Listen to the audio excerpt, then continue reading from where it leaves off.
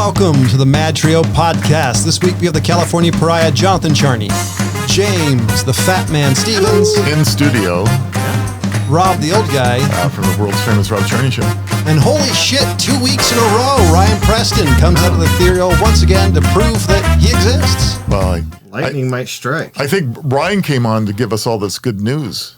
Oh, yeah. Yeah. His boyfriend said yes. No, I didn't. But thankfully his girlfriend did. Getting hitched. Wow. Getting married. Wow. At 36. So I want to At start 30 this and one. your first marriage. And my first marriage. Yeah. Yeah. Amazing. Yeah, we're going to see about that one. So, I had this one last week, and I didn't bring it up, but this is in, what the fuck news. Okay, what the fuck news? Portland man accused of raping 3-year-old child, sexually assaulting a dog, and a dead or heavily sedated deer. I'm sorry. This should not be funny and I should be laughing, but the dead or sedated deer, that one's still amazing. Yeah. So, they arrested him I'm sorry. for the rape of a 3-year-old that he was supposed to be babysitting. It kills the whole story. The rest of it could have been funny. Yeah, the rest of it could have been funny, but then also, that just makes the whole thing terrible. And that's what he actually got arrested for. And then as they have him in custody, they get a hold of the guy's cell phone. And they find pictures of him raping a dog. And then as they're digging through, they also find a video of him sexually assaulting a deer that they're not sure if it's dead or sedated. And I'm thinking, if you look into this guy's history, you're probably going to find out that he raped a lot more than just that.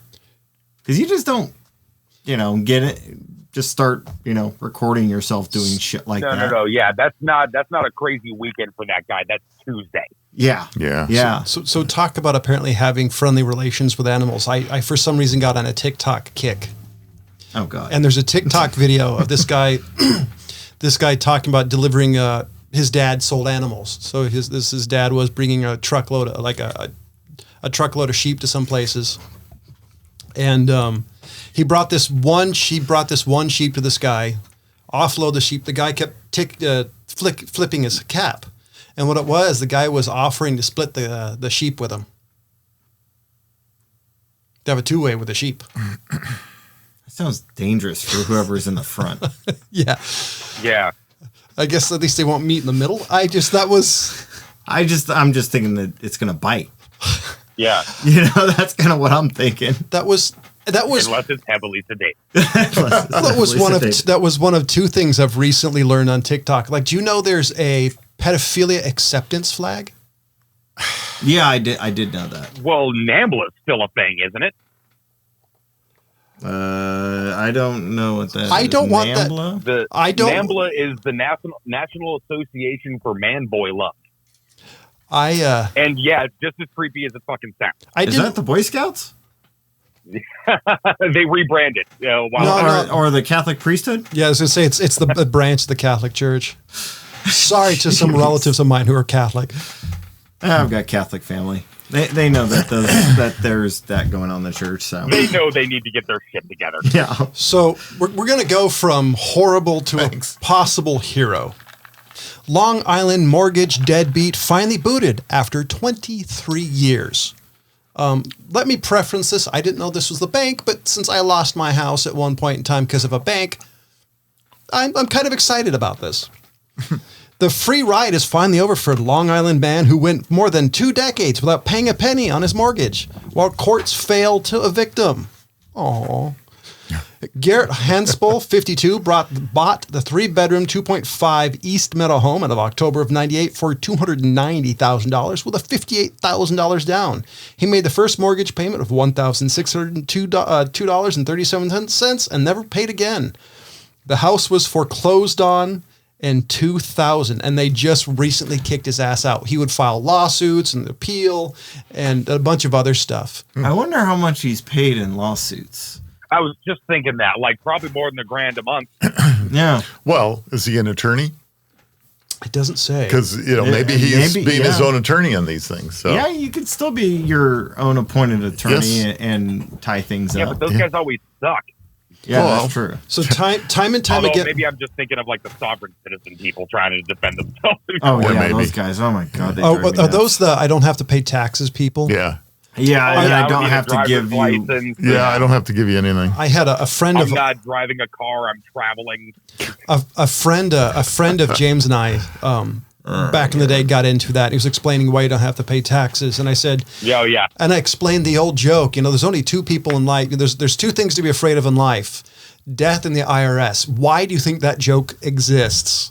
Yeah. It's like, the only things certain in life are death and taxes. Hey, that's the only way we could bring down the mafia to a certain degree is keep taking him, getting him arrested, send him to prison for tax evasion. That's the only thing Al Capone got caught on. That's right. Besides syphilis. So. Time and time again, law enforcement officers would show up to boot the deadbeat residents, only to be confronted with a court document giving him another chance.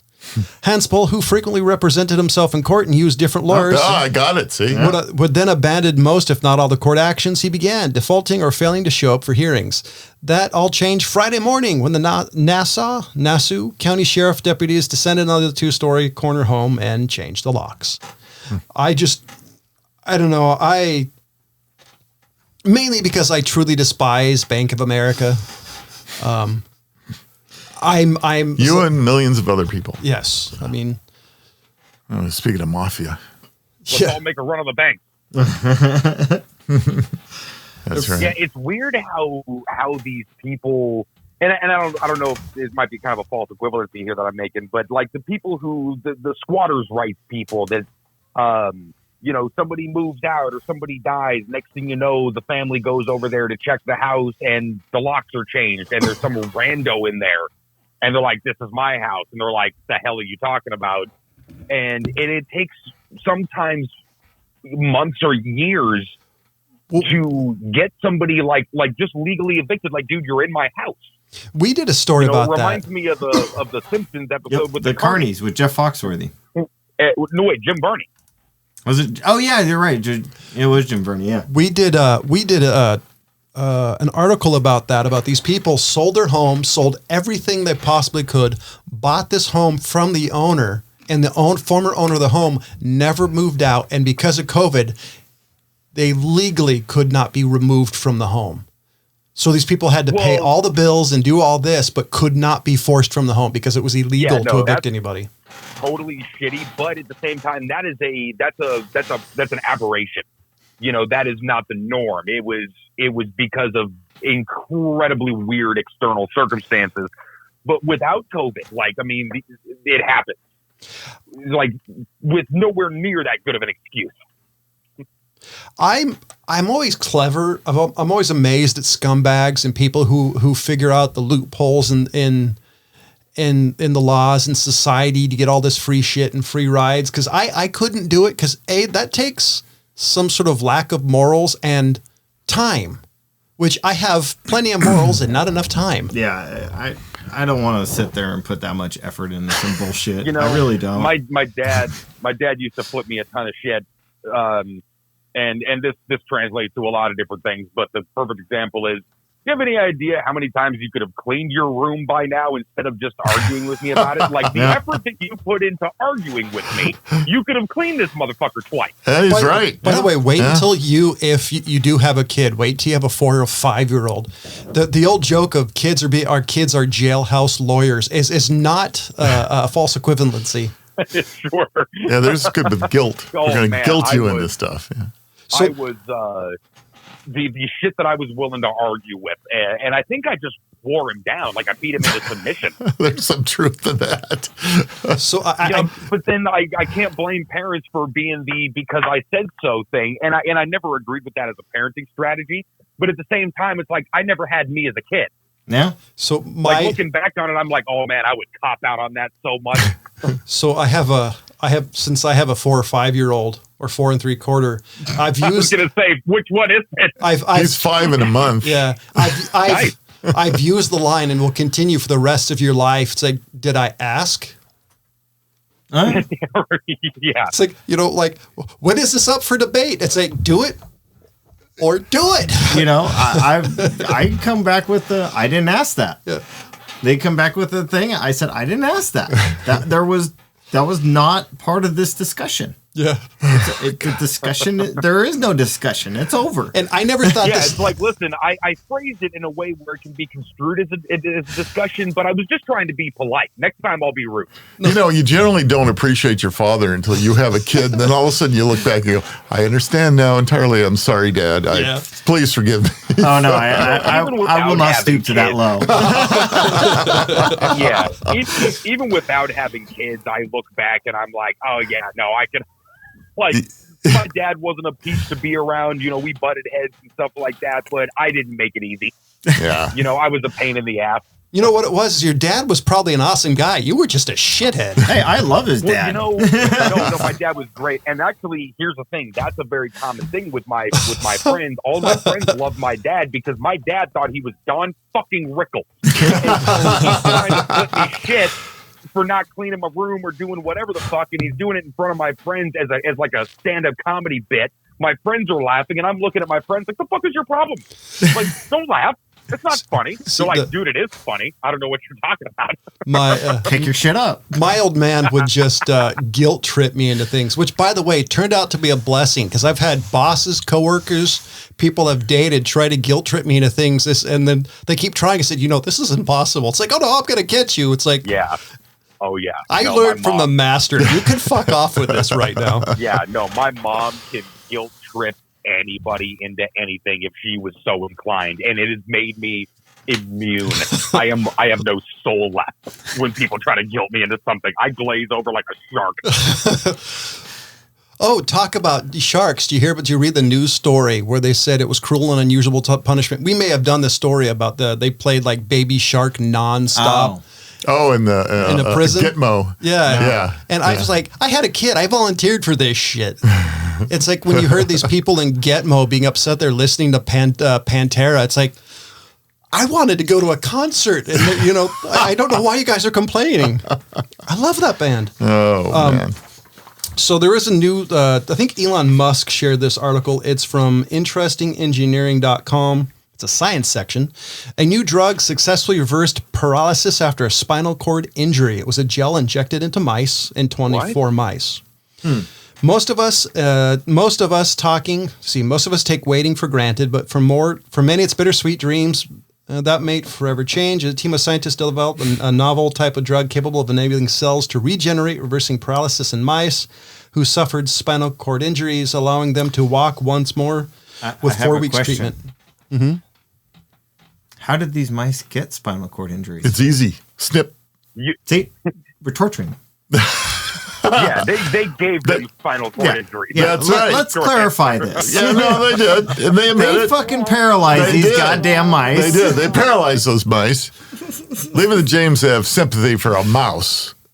Hey, I like Jerry. Go fucking around messing with Jerry. Oh, jeez. Actually, these would more be Pinky and Brain. Yeah, Oh, true. That's right. The aim of our research... Laboratory mice. Now I've got that theme song stuck in my head. Thanks a lot. The aim of our research was to develop a translatable therapy that could be brought to the clinic to prevent individuals from becoming paralyzed after major trauma or disease, said Samuel Stupp, that's S-T-U-P-P, of Northwestern, who led the study to the AFP according to a Science Alert report. I thought this was pretty neat. This is one of the last frontiers of something we haven't Every been now and able then to we do. hear breakthroughs like that with spinal cord injury situations, and hopefully someday we'll have something just like out of Star Trek. And So speaking of which, so did you know that the Japanese have developed an AI that can sort between cancerous cells and non-cancerous cells in humans? Now can they Wow. can they develop one that can tell you a good K-pop band and a bad K-pop band? so No, this is Japan. this is Japan. It has nothing to do with K-pop. But it's an K AI. is Korean. No, it's they still use that fancy AI. Thank you. That's all right. So now this AI was originally developed to tell the difference between over 200 different styles of pastries and bakery items. Because they developed this system that said the more bakery items you have, the more you sell, the more variety you have. Right. And this became a pain in the ass for their customers and their employees to be sitting there and going through them all and being like, well, this price is different than this price. And so they came up with an AI to quickly go through all of them and come up with a price. And then, the customer and the employee could sit there and just exchange money. Oh, okay. So that's what this AI was for. I think I need that AI to help me sort through the Cheesecake Factory menu. Yeah, you could definitely do that too. I'm sure it'd be real fast. Yeah. See, the positive about being diabetic, I can't have any of it. So one of these scientists looked at this thing and said, well, the difference in taking that and then taking it and putting it to a molecular level, we could possibly make this work. So they used this exact formula to do this. And back in, I think, in 2017 was when this doctor got this ingenious idea. And now they're using it to look at your cells on a molecular level and be able to go through cancerous and non-cancerous cells. Huh. I think that's really awesome cool. That they looked at something like that and like, hey, good idea. we can apply this shit.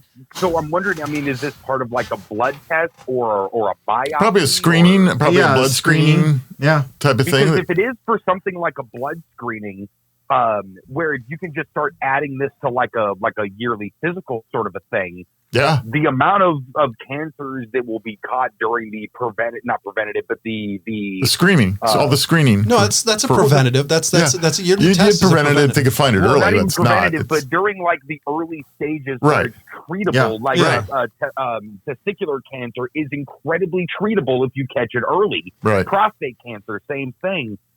If you can do that with a blood test, just hey, we got the workup and you know what, we're showing signs that these couple of cells are have this particular type of leukemia, or the blood cancers that are really difficult to tell. There's a lot of cancer that's really difficult to tell until it's too late. Yeah. I'm sure a lot of every woman on the planet out there would love to not get their tits washed in a bite. Oh yeah, exactly. I think it's really cool that we're getting to the point where maybe another 10 years, this type of stuff will be, just a common practice procedure.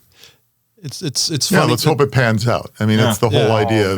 Because I've heard so many medical breakthroughs throughout the last 40 years, and if you look at them, some of them have been real and some have been a failure, unfortunately. The amount of breakthrough that has happened in just the spinal cord area that I was in back in 98 when I broke my back to now is practically unheard of. And even the surgery that I went through was experimental. They had never done it on anyone my age. Right. It probably might be even looked at as like barbaric now. Like, wow, they did it like that.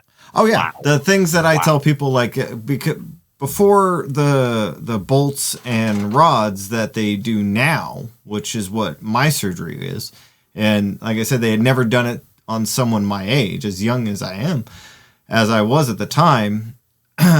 Versus basically the hooks and wires that they were doing, and they looked like freaking nasty ass fishing hooks that they were hooking up. For those listening, James was 16 and he's 86 now. Right. Yeah, pretty much. Yeah. I sure walk like that. Anyways, but a drunk 86-year-old. Yeah, drunk 86-year-old. But so I think it was like. Within, I don't think it was 4 years. I think it was 3 years or so after my car accident, they had already developed something that if they had injected it into my spinal cord within, I think it was 6 months at the time, that there was a higher chance that I wouldn't have become paralyzed. Right. I'm like, well, that was a few years too late, but that was within a few years of that. Sure. And then it's now becoming more and more, and now we're, regenerating mice that have pieces, that they're going around with a sledgehammer, crippling them. I'm sure they're doing it humanely. If it's a something that has like a short time window, like between injury and treatment, it has to be X amount of time. Because obviously, after a period of time, muscle tissue atrophies, and you run into all kinds of other problems. Well, then they find out. I was laughing. I was laughing in my head thinking about the guy who's been paralyzed for like 25 years. They inject him with this thing. He's like, "Oh my god, I can feel my legs." Well, stem cells. Well, that also. Well, the thing is that swelling was an issue doing a lot of these traumas where they realized many years later that part of the trauma was causing with the spinal cord injuries was that the damage would be causing swelling and it would be causing issues with the spinal cord. Just that alone. Oh, yeah. Where they've learned to reduce the pressures to help to keep that from happening. So, I mean, there's a lot of things, a lot of steps that have taken place throughout the last, 40 years or so that have just been amazing. A lot of therapies, but I mean, reversing paralysis is insane. That's Nobel Prize territory right there. Oh, yeah, absolutely. If it's repeatable. Right. Well, yeah. That's the whole thing. I mean, I have a lot of questions as far as this mice thing goes. I mean, because as Ryan brought up that there's a certain amount of years, like how many years the injury has to be in there. Right. I doubt they're able to really do that, and they won't really know that until they start their human trials. Right. But also, I mean, what about the scar tissue that goes on with the spinal cord? Right. It's because there's things like that. Are they going to have to reopen the injury to even get it to work? Is that something that they're thinking about? It's probably, my guess, it's just like everything. It's probably 1 to 6 months. I have no doubt with stem cells that would probably be able to open up the window even longer if the United States actually legalized some of the stem cells they're using, like in Medellin, which a lot of sports stars are going to. I think it just depends on how they do it. Cartel stem cells. Yeah. Well, this also brings me back to thinking, like, I mean, are we gonna, let's say, 30 years gonna start having like those, oh god, what were the name of those guys from Batman Beyond that have like, the splicers? Yeah, the splicers and shit going on.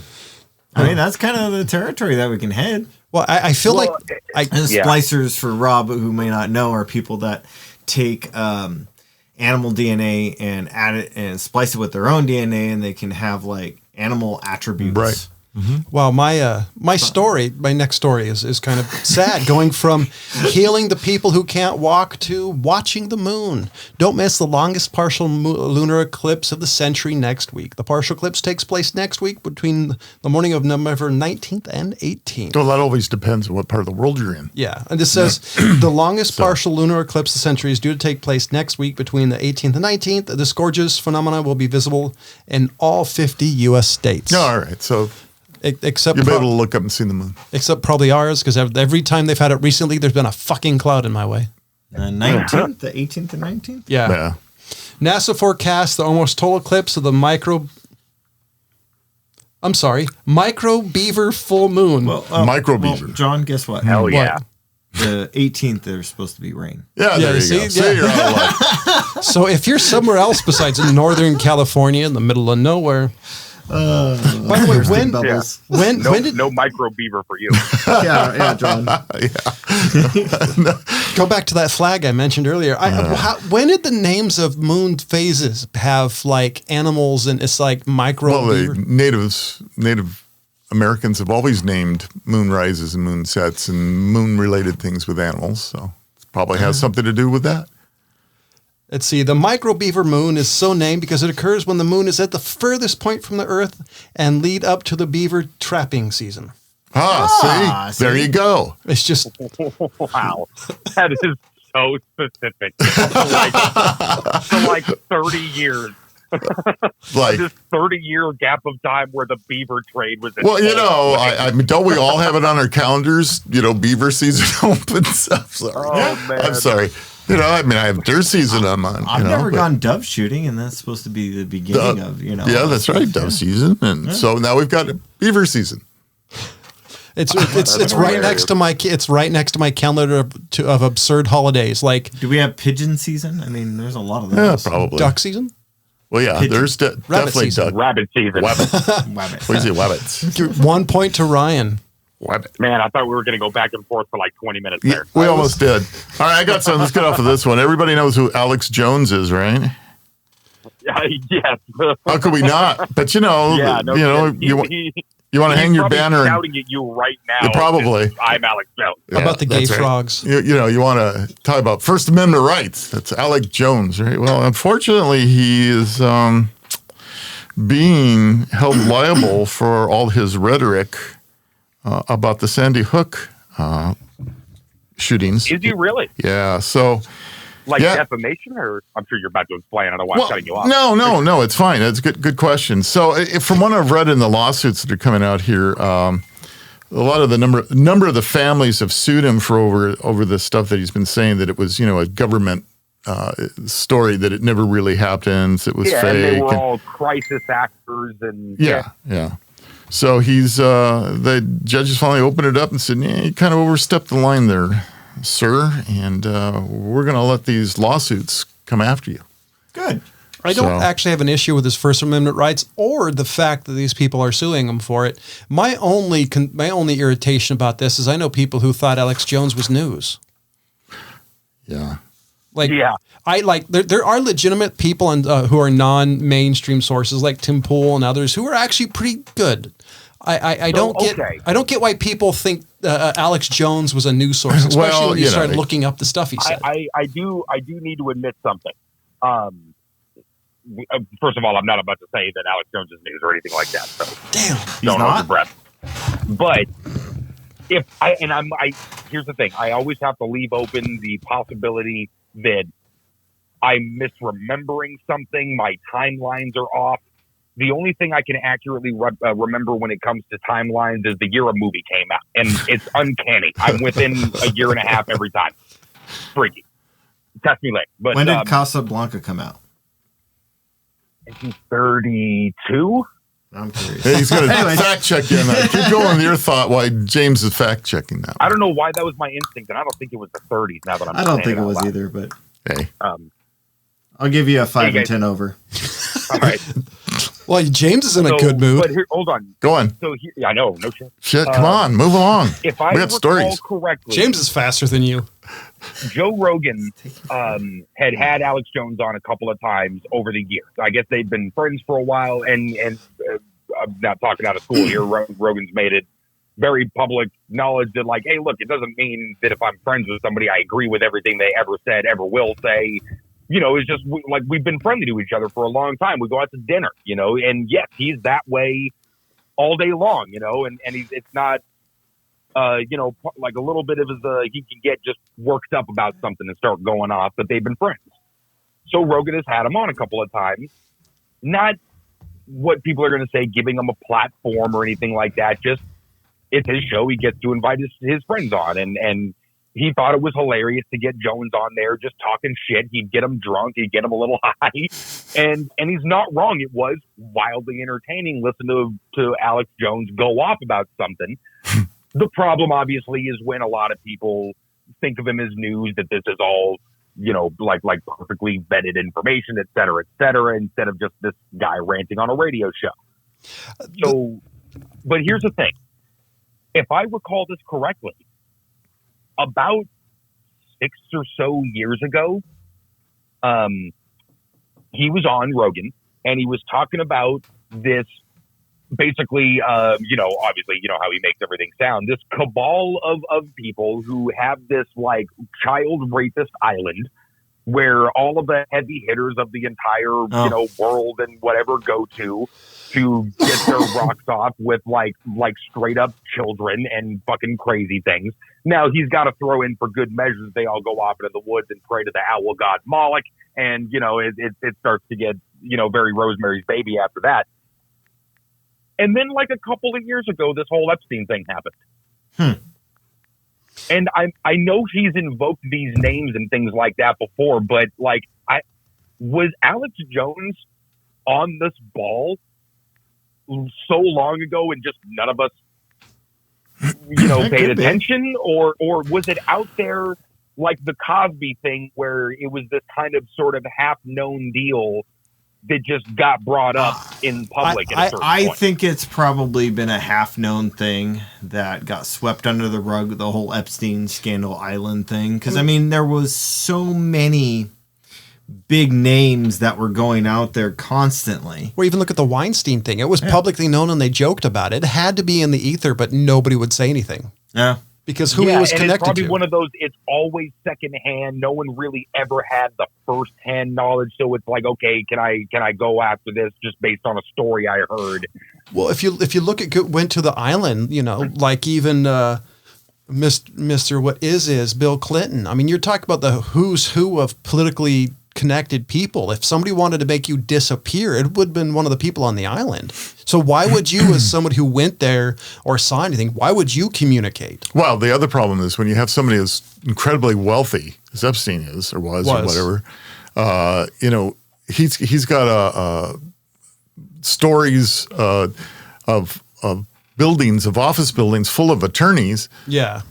Boom, jumping he's on. well insulated. Right. So, I mean, when you have that kind of thing and you go after somebody as rich and influential as he is, good luck on you, because that stuff can get buried for decades. Fuck, man. I don't know what rose-colored glasses I was fucking wearing. And not to be like, oh, I'm drinking the Kool-Aid and all these conspiracies or anything, but like it's one of those things I thought happened in movies. That like, oh, in real life, there's, like kind of a process to go through and find these things out and investigations and whatever. But I mean, that was some crazy shit. And he's the only person I ever, not like I'm watching every news source, but he's the only person I ever heard ringing that bell. And I think it's fucking hilarious that he's just kind of the boy who cried wolf on the Jeffrey Epstein thing. He probably got, invited to a party and heard it secondhand from somebody that was just kind of as a whisper type thing. And, he's freaking Alex Jones, like who's really going to believe him? Well, don't forget the national. He says some shit. Don't forget. So that's probably why they sent it to him. It's the old thing. Even a blind squirrel finds a nut in that one, right? Exactly. So don't forget, National Enquirer has also been right a number of times. Right. And this so is the Simpsons. This is the same magazine that said, there's a star. A half bat, half woman living in somebody's belfry. So yeah, no, it's true. I mean, quite possibly. But, it's weird, like. You're so, what are you doing? We're dousing you with rum so no one will ever believe your story. Exactly. So, where were you? I got abducted by aliens. Sure you did, Rummy. Yeah. So you talk about somebody who really needs this game. If you're rich, if influential, what you really need is to listen to our next sponsor. Today's show is brought to you by Audacity. The game where dignity is overrated. Go to ODDASSITY.com. That's ODDASSITY.com. Pick up a card game from this website or selected stores. That's Audacity, the unforgettable party game for mischievous people. And do me a favor, if you want 10% off all your final order, use the word MadTrio, all caps, all one word at checkout. MadTrio is 2 words, though. I can't spell, so it's one word. I would. This is no dig at Audacity at all. I don't mean it to be personal to this, but it's amazing how I still feel like where's my skip button? I want to skip this ad. That's because you don't pay for the show. And you have right. As the producer of the show, I can tell you right now, I'm going to be sending you a bill for that statement.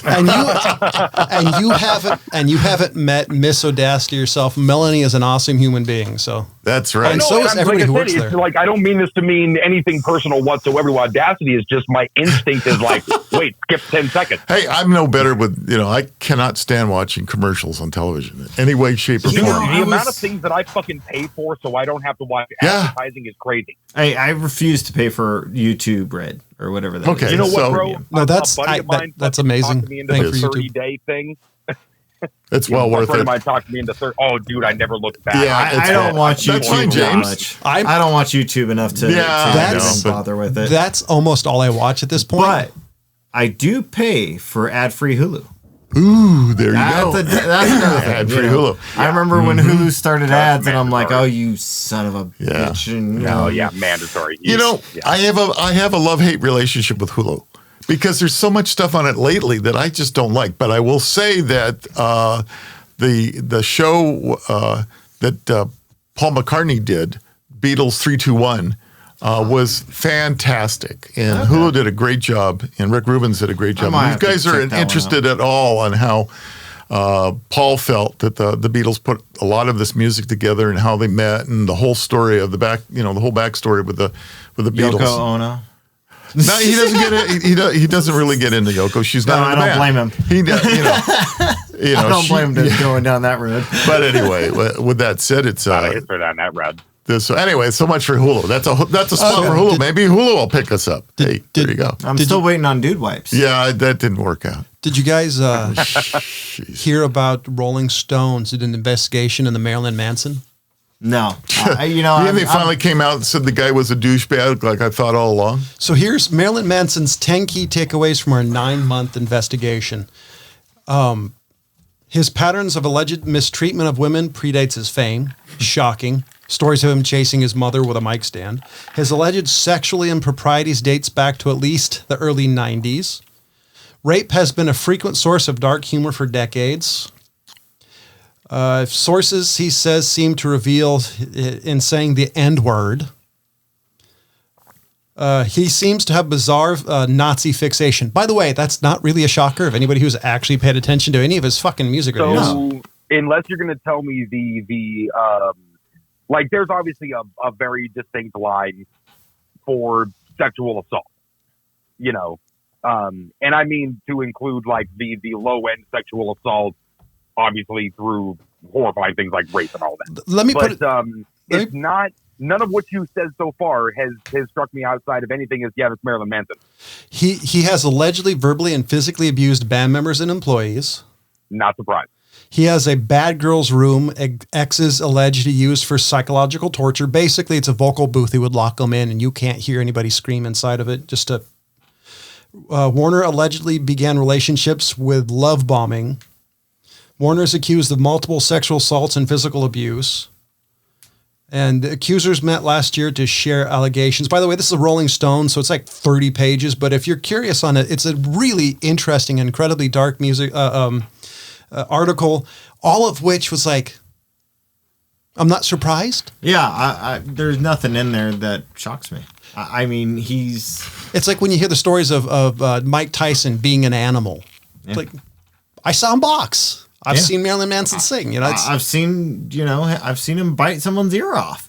I'm not Marilyn Manson, Tyson, but if fucking Marilyn Manson, maybe he did. I don't know. Somebody's ear off. I wouldn't be surprised. There you go. I wouldn't be surprised at all. I wouldn't, and he probably wouldn't spit it out afterwards. Yeah. I bet there were more people surprised that Alice Cooper was a born again Christian than Marilyn Manson being a creepy bastard.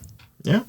Anyways, I'm not surprised about Marilyn Manson at all. Here's a moral quandary we've got to come up to with ourselves, in society. I mean, the useful people are always fun and useful when you just like their brand of crazy, when you're being entertained by them being eccentric or just kind of insane.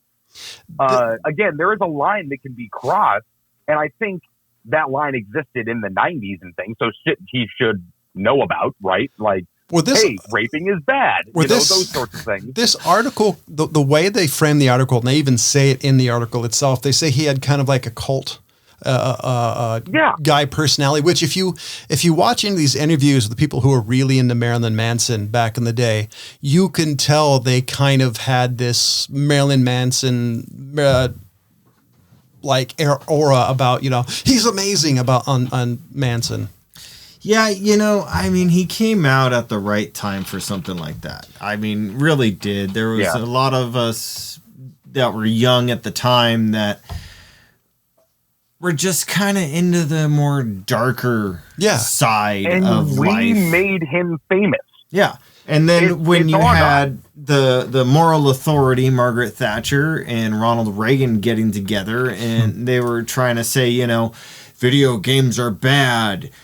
These terrible movies are corrupting our children. And then you got Marilyn Manson coming out, as the bad boy of music.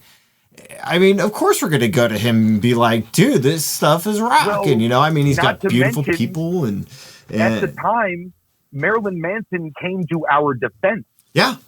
Yeah, exactly. And he's incredibly intelligent too. This is all very, very intelligent. Has actually turned a lot of people who have met him in person.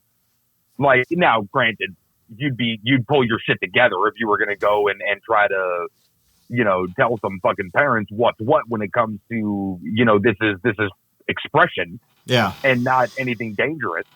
I really would encourage anybody to go listen to his thoughts on that. He might be a psychopath otherwise, His interview of him being blamed for Columbine was amazing. Yeah, right. Exactly. And now, whether he did these other things, okay, that's a separate discussion. I mean, I'd have to admit that I've laughed at Bill Cosby jokes in the past. I don't think that makes me a psychopath. No. I mean, the weirdest stand-up was okay, actually. It's other things that make me a psychopath, but not that. The weirdest thing is I've read comments and interviews by former band members of him, specifically some of the ones who started off with him, and how their life became very immoral. This is, by the way, this is their words, not mine. Like very immoral. There are no limits, no lines, and I would not be surprised if this is because you're around somebody like Marilyn Manson. Because if you read up on him here, he seems like he's really good at manipulating. Basically, that's the highlight of this article is he's incredibly manipulative. He would hold affection. He would start off by giving lots of affection. Then, he just really knew how to push everybody's buttons. I'm just saying that I don't have an opinion either way. I'd probably have to know him personally to know the answer to this at all. But I think there's a version of this where everybody who's known him and was around them and their lives went a certain way knew exactly what they were getting into. You got to be careful with that one because I think that's... You got to be careful who you hang out with. You definitely do. I hang out with. Well, are you talking about rats or are you talking about people who... Like rats, like groupies are people who just tag along. Like I'm trying to feel like... I'm saying there was a time in our lives where who we hung out with was not reflective on us as people. Yeah, true. Yeah, no, that's true. But I mean... And we did things that might have been even morally questionable around said people because we were simply around said people. Yeah, no, that's true. I agree with that. But I would also say, there's certain people out there who you hang out with them and then all of a sudden you get surprised by actually some of the shit they do. Sure. And I mean, it's still your choice to stay around them. But I mean, if they go and rob someplace, let's say that you're standing there, you are guilty by association. But there's also a certain point where you got to be like, hey, this motherfucker just robbed this place. It's like, right. I want to ask. So there's a point where you got to stand up for yourself and say, hey, you as an individual across from me, as an associate, have just crossed the line. I got to distance myself from you. So. I think the person we should really be asking here is the old guy, is somebody who grew up. He was playing around the computer. Leave him alone. Well, somebody he fell asleep, but somebody who was around during Manson and some of these other major cult figures, and he's kind of lived through it and seen the stories. I mean, what do you think as somebody who's seen this happen over and over again? Just don't quote Margaret Thatcher around me. I will call you out on it. She is an annoying woman, and I'm glad she's gone as the PM. You got to remember all the... I hate that woman. We've had... May have been, Helter Skelter. May it be Helly Bop. May it be... it seems Jim Jones, maybe right? I mean, there's always David Koresh. Yeah. And there's always people that are going to follow along with it. And Kevorkian. I think he was a good guy between somebody like Manson. It's really the natural extension of like Ozzy Osbourne. Okay. Somebody like who I'm sure Ozzy Osbourne didn't start out crazy when Black Sabbath became famous. Well, if you're talking about shock rock, you got to go to Elvis Presley for Rob's age. Wait a minute. Shit. But really, like people who were around these people had to know, like, what, this guy wants to be a crazy musician, and he is bound for great things because he's got that it factor or whatever. And once he is famous, you're around him just because, like, dude, this is Marilyn Manson. Holy shit, that's Marilyn Manson. And he's actually kind of smart. Like, I can see the allure. Well, and I can see that getting out of control before you kind of know what's happening, just because, like, oh shit, that's Marilyn Manson. So there's always enablers. All these guys have always had enablers, and people that are surrounded by them may be wanting to ride the coattails, maybe whatever, loving to be near fame, maybe wanting to get their bit. Whatever it may be, there's always enablers of these guys, and that's where part of the problem becomes, because now you're not being responsible to society in as a whole. Now you've got people that you surround yourself with that are yes people in whatever way, shape, or form, and you say, hey, I want this, I want that, I'm going to get this, give me that girl. It's always been the case, and that there's always those people that'll do whatever somebody else wants, and that's partly where the problem becomes. Okay, so hold on 1 second. So I can't remember the girl's name who became Manson's major whistleblower off the top of my head. If John's got it in front of him, he can say her name. But she came out, and then Marilyn Manson comes out and says she knew what she was getting into. Mm-hmm. Now, she was underage when they started their relationship. And, Russell Vaughn? No. Anyways, so could there be a point where he's been said yes to so many times that he thinks that her just being around him is consent? I think, but that goes into becoming a narcissist or a sadist. Almost Stockholm area. Right. The way the article frames Marilyn Manson. Now, I can't say if this is true or not, so your mileage may vary. The way the article makes it sound is like he was saying that to get to her. That he's saying, oh, she voluntarily did it. She knew what she was doing. Is trying to hit that button within her. But she's also claimed that she rebutted that with saying that to lessen certain amounts of torture or other things that she was going through, psychological, physical, etc., she would agree to certain things to lessen that. So there's basically a captor and hostage. Well, it's a Stockholm syndrome that they're talking about. Yeah, so it goes into Stockholm. Yeah, I mean, absolutely. And people will do whatever you have to do to survive a situation. Yeah. And then at the same point, when you start getting into the whole psychological issue of the Stockholm syndrome, you start realizing that, now not only are they a victim, but because of the circumstances and everything surrounding that, now they become sympathetic to the captor, whoever it may be. If it's even, in Marilyn Manson's situation, that whole thing. I'm convinced he's guilty, but that's fine. I'm thinking that he got to the point where he's had so many fans and women that were throwing themselves at him that he just thought, egotistically, every woman wants this. Yes. They just don't know it yet, and I have to show them that. And I wonder, because you always hear about the bands of the 80s, specifically like the hair bands, having, Motley Crue. Like having thousands of women throwing themselves at them. And then, which then if you add the dark imagery and dark nature of Marilyn Manson music, I wonder if there's a certain type of person not only geared towards that music, but geared towards him. And the only reason I say this is I've known people in my life who have been very giant Marilyn Manson fans, but you could tell that their particular type of damage was geared towards like him, that cult-like figure. And Yeah. Well, and I would venture a guess to say that there's a lot of people like that, who that music spoke to in a certain kind of way, could meet Manson theoretically and not really enjoy him as a person. Yeah. Like, hey, I like your music, I like what you stand for, but you're kind of a weird dick. Like, it could have very easily been that circumstance as well. Music is one thing, a persona is one thing. What art you give to the world is one thing. Who you are as a person it can be entirely different. Well, it's like the Smashing Pumpkins. I like some Smashing Pumpkin songs, but I would not stand Billy Corgan. Everything I've ever heard him, every interview, every article makes him out to be a dick.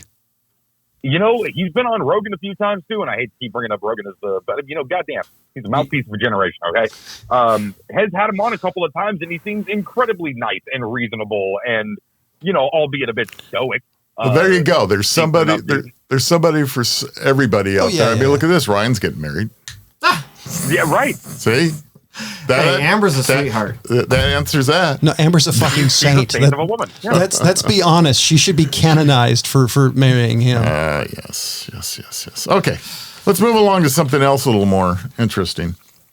So you never did finish your list last week. I still got more of that list too, and I could actually. And Melanie loves your listicles. Yeah, I know she does. I love Melanie too.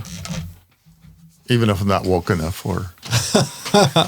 Or I'm an old Jew. What do you want? Oy vey. Oy vey. I've got, so adding on to some of my other listicles, and I won't go over all of them, but, one of the things I was looking at recently was the greatest American inventions of the past 50 years. So what bothered me when I first started looking at this list, it starts at 1971. 50 years. Yeah.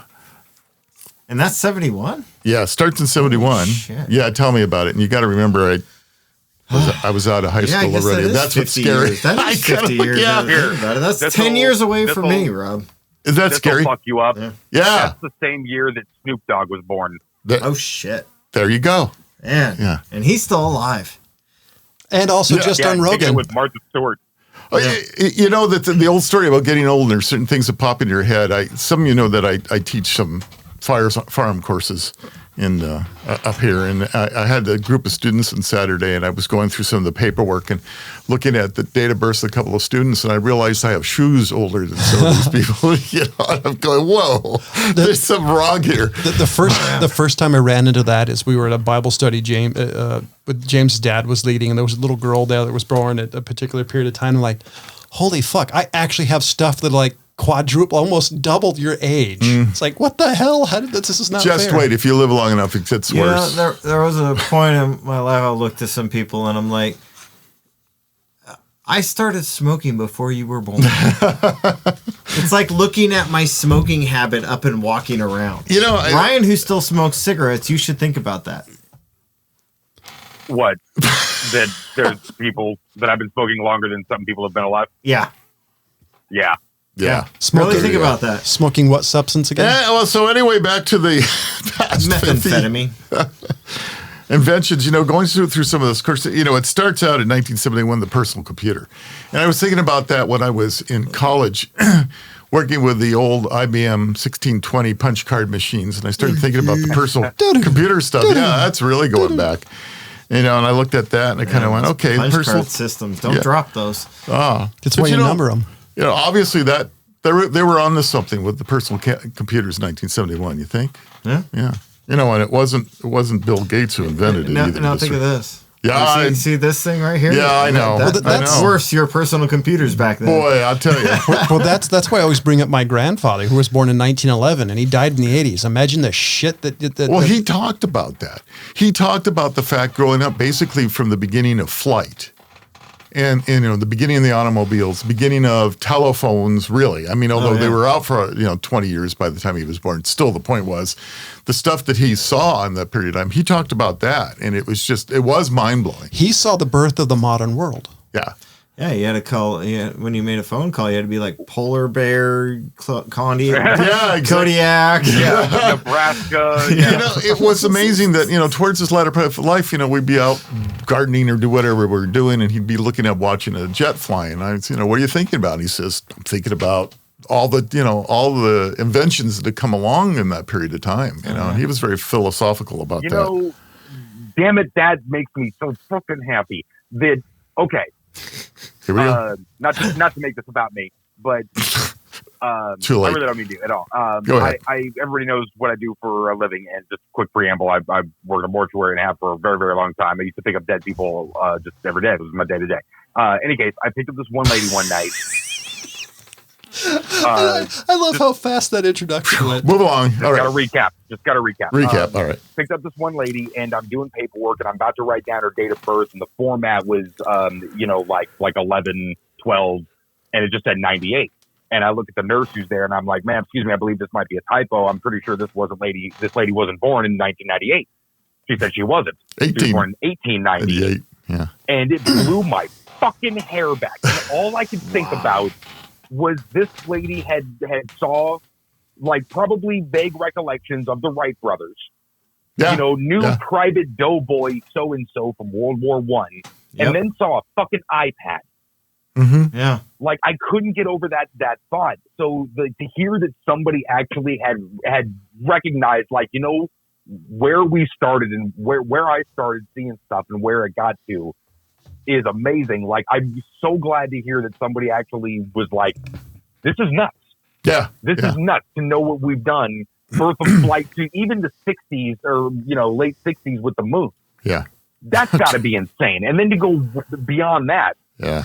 Well, I had. Yeah, it is. It is crazy. Wonderful thought. I have a whole going down the rabbit hole situation with this, what has happened in the last 100 years versus what happened in the last 2,000 years. Yeah. I keep looking at how the hell did we get from the Industrial Revolution to where we're at now when the prior 1,500 years prior to that, we're still riding horses and barely can get wagons moving. Yeah. Aliens. You know what I think? 10,000 years of horses and the last 70 with cars. You know what I think it was? Yeah. I think it was you're at a point in time where you didn't have to. Your primary motivation wasn't food, because it's like the 1760s, the 1600s. Your life revolved. And So you're blaming growing grain. That's what started it. Well, part of it, like your supermarkets. Your world was the calendar for farming. You had to plant in a certain almanac. Absolutely. And then when food became more prevalent, when everybody wasn't starving, that wasn't their primary motivation for life. You have more free time. Then I think that started the change where people could branch off to other things. And I think it came to the point where starvation wasn't as common. So then in other words, we're free to think about all the what could be's instead of what's right now. So you're saying the invention of the Hot Pocket is what helped everybody? Probably. Dude. Probably the invention of the microwave to cook the Hot Pocket in. That's what probably did. Man, you no go shit. No, really, man. That the microwave might be underrated when it comes to greatest invention of all time. That's right. The amount of fucking college students that were able to lock themselves in a room with a microwave, a bunch of Hot Pockets, and like a pad of paper. Yeah. I mean, we probably got a lot of things off the back of a microwave. I know my favorite thing was the 1980s microwave when you actually took a look at them and they didn't have that grate across it. You realized that grate was there to reflect radiation. Yeah, that your eyeballs were getting cooked as you were watching the food cook. Yeah, somebody had to find that out the hard way. Well, it's like when you buy a microwave and it says on the box or in the pamphlet, do not put small animals or children. At some point, somebody had to experiment with that. Yeah. There are stories about that, but so I was looking at this 50 years, the inventions of 50 years, and since their show's going to wrap up here shortly, I'm going to only do a few from just maybe the 70s alone. You know, from 1971, the computer. Here's the one that I thought was one of the greatest inventions ever: the weed whacker. Oh yeah, yeah. 1971 was the weed whacker, right? What was the game before that? We had edgers. Yeah, it had edgers and a blade. Yeah, so it was on gasoline. Was it one of those? Like what do you call it with the old school lawnmowers with the crazy twisty blades? What it was basically a small lawnmower tilted on its side that you would run along the sidewalk to cut that edge, and hopefully the blade wouldn't fly apart and kill you. Yeah. Okay. That's what we used. Also seems like a pretty relatively expensive piece of equipment.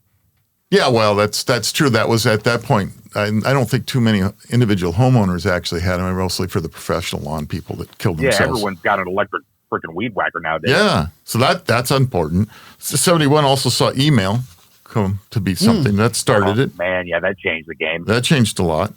So for Nike, it was what they call the waffle sole running shoe. You guys remember that? It's still actually being made, which I found interesting.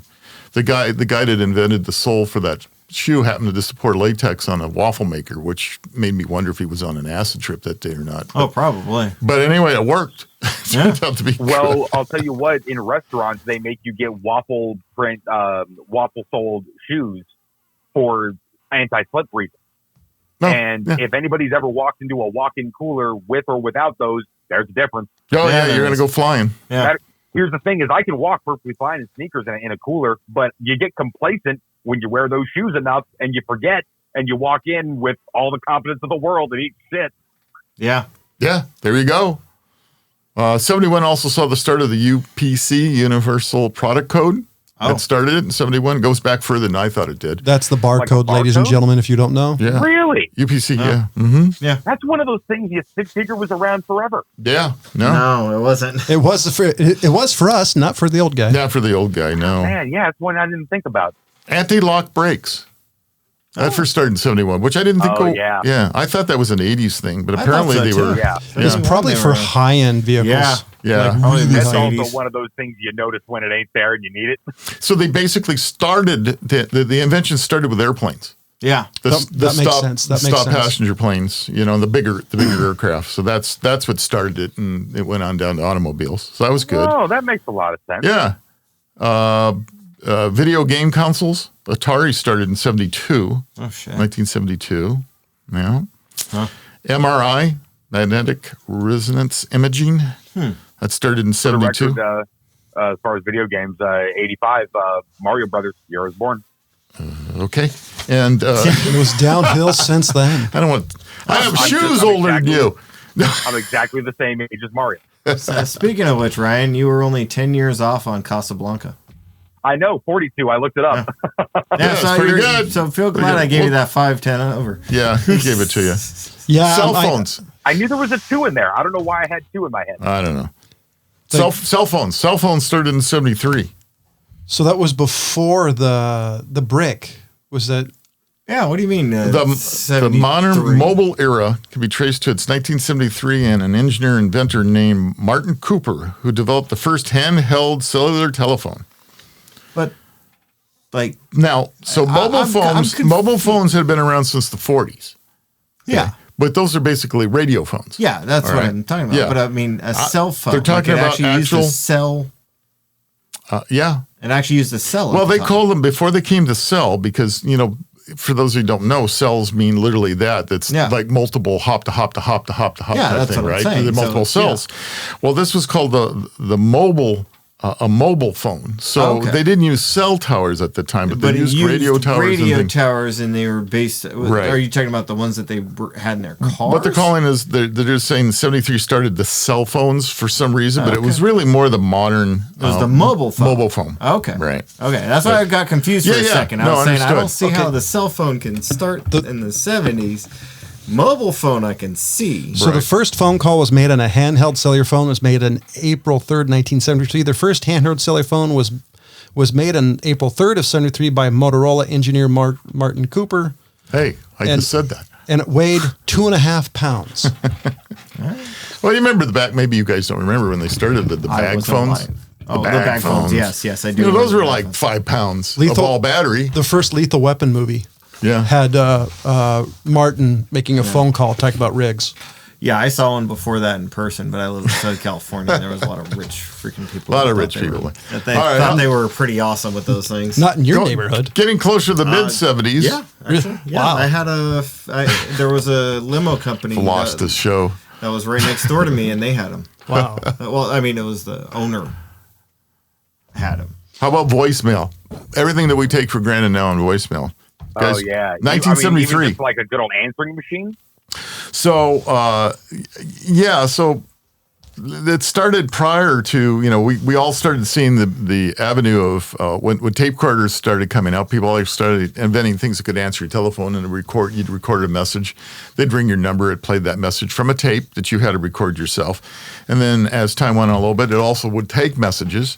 So that was the start of the telephone answer machine. But the actual voicemail, it was fully starting to go digital and being something that was attached to the phone started in 1973, which is interesting. Oh, shit. That's way earlier than I thought. Yeah. So we have time for a couple of more stories before we're going to have to wrap it up. I got two more we'll get to right to the mid-70s. 1974 was Post-it notes. Everything that we take for granted now with Post-it notes that we all have stuck over everything in our lives. That started in 1974. And then we'll stop at 1975 with the digital camera. The very first Kodak digital Eastman Kodak, came out with the very first. Boy, did they sorry that they ever invented that thing because it got rid of their film industry. I have a old Polaroid camera, one of the first generations made of Polaroid. Mm-hmm. Nice. Yeah, those were kind of pretty cool. Yeah. But this is an actual digital camera starting in 75. Cool. So. It probably took 12 years, the minute to develop the picture. Yeah, probably. Quick thing on Post-its. My boss will write a note on a Post-it for me and tape it to my fucking computer.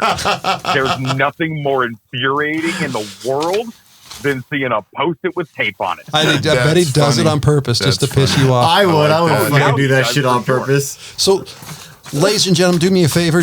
Go by Audacity.com, ODDASSITY. Use the code MadTrio, all caps, all one word, for 10% off your final order. And with the holiday season coming up, make sure you buy a couple of packs for all your friends, family, and relatives. And do me a favor. Check out our social media feeds at Facebook, Instagram, and other locations. For the California Pariah, for the Fat Man, the Old Guy, and holy crap, it's Ryan. As always, thank you for listening. Goodbye.